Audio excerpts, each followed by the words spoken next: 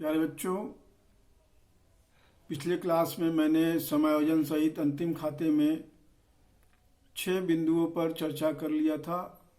मतलब अर्थात 6 मदों के बारे में हम लोगों ने अध्ययन कर लिया। अब उसके बाद के मदों के बारे में आज हम अध्ययन करेंगे। प्यारे बच्चों, समायोजन सहित अंतिम खाते में आज 7वां बिंदु है संपत्तियों के मूल्य में वृद्धि। जब देश की सरकार तीव्रता से आर्थिक विकास करने के लिए अथवा किसी संकट का सामना करने के लिए मुद्रा प्रसार करती है या किसी अन्य कारण से मुद्रा का प्रसार होता है तो देश में कीमतें बढ़ने लगती हैं। इसमें भूमि एवं भवन के मूल्यों में वृद्धि के साथ साथ व्यापार की संपत्तियों के मूल्य भी बढ़ जाते हैं। जर्नल में संपत्ति खाता ऋणी तथा मूल्य वृद्धि खाता धनी करते हैं।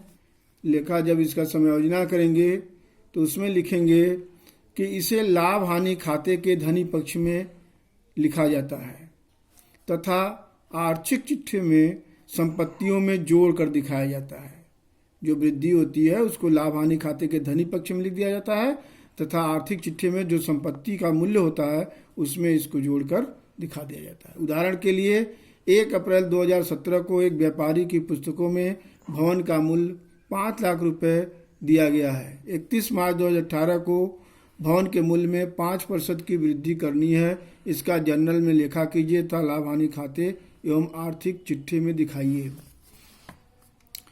जर्नल हो जाएगा building account DR 25,000, to appreciation account 25,000। 5 lakh का जो ऊपर दिया हुआ है 5 लाख रुपए, उसका मैं 5% निकालूंगा, 25,000 आएगा। Being appreciation in the value of adjust. फिर है दूसरी एंट्री होगी appreciation account DR to profit and loss account 25,000 रुपये। Being appreciation transfer to profit and loss account. अब इसको प्रॉफिट एंड लॉस अकाउंट में क्रेडिट साइड में बाई एप्रिसिएशन लिखेंगे, 25,000 रुपये दिखा देंगे लिख करके। और बैलेंस शीट में जाएंगे तो बैलेंस शीट में एसेट साइड की ओर बाई बिल्डिंग दिखाएंगे 5 लाख, एड एप्रिसिएशन 25,000, टोटल दिखाएंगे 5,25,000 रुपये। अब है 8वां पूंजी पर ब्याज।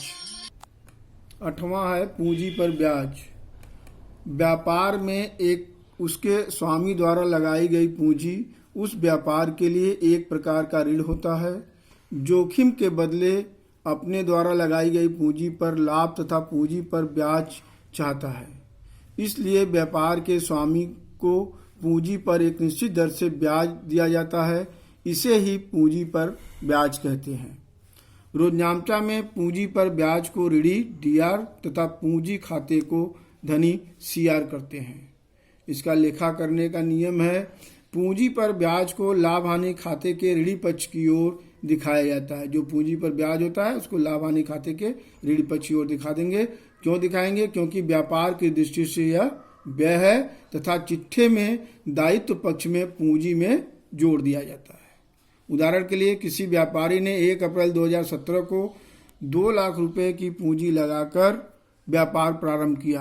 पूंजी पर 5% प्रति वर्ष की दर से ब्याज दिया जाता है।